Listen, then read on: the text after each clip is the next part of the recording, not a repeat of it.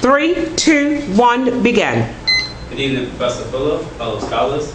My name is Hussein Wickham, and tonight I will be discussing the prison industrial complex as it relates to African American males. Now, the U.S. has always had an affinity for applying institutional detainment to solve its social problems. Although the U.S. is less than 5% of the world population, we house 1/4 of the world's prison population. Of the 2 million plus detainees, African American males typify 37%, while African Americans as a whole typify a mere 12% of the U.S. population. It is this disproportionate figure that in part drives the existence of the prison industrial complex. Now, the prison industrial complex, or PIC, is a compelling concept that on one hand seeks to exhibit a contextual link between the proliferation of private prisons, public policy, and African American male inmates. The PIC is predicated on a belief that monetary incentives, rather than rehabilitation, drives the rapid expansion of private prisons. The PIC recognizes 5 main factors: the government, politicians, private companies, lobbyists, and the media. You can call this the pyramid of influence.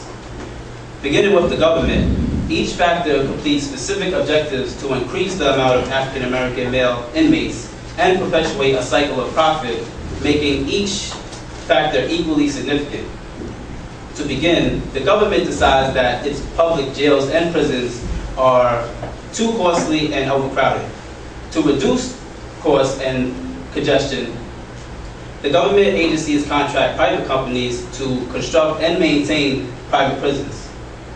From the government's perspective, the benefit that arises is additional tax dollars that may be allocated to social services to benefit American citizens.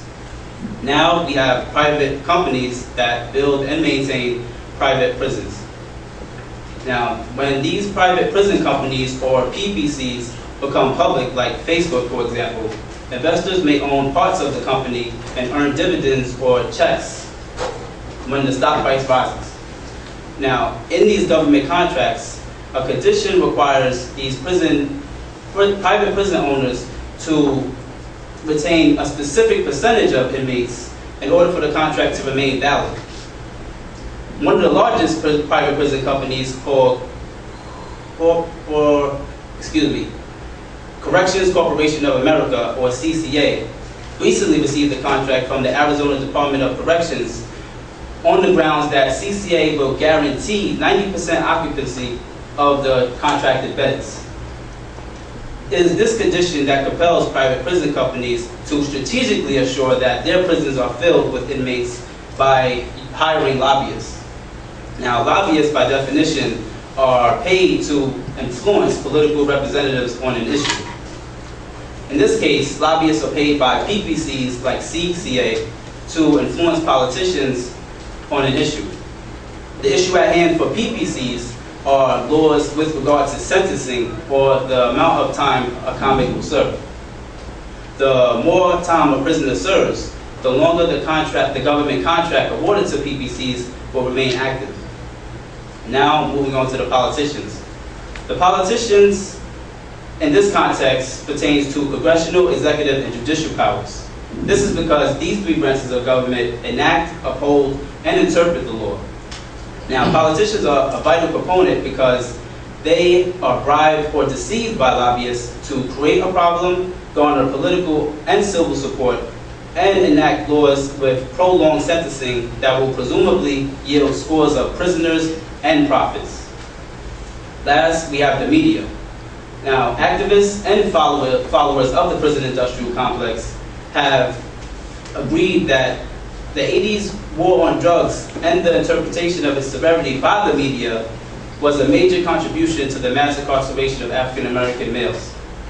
In addition, when the media portrayed inner city neighborhoods as drug-infested slums overrun with dealers and users, the politicians felt it necessary to declare a war on drugs and enact and uphold laws with harsh sentencing to intimidate participants in the drug game.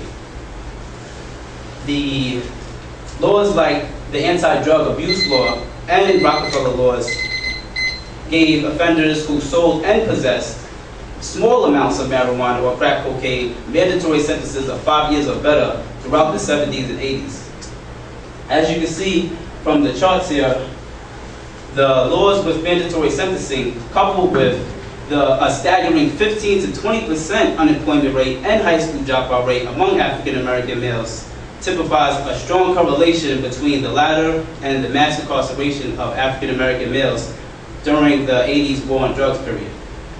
In sum, as observing pieces of a puzzle will make it difficult to see the final image, so will observing the factors of PIC separately.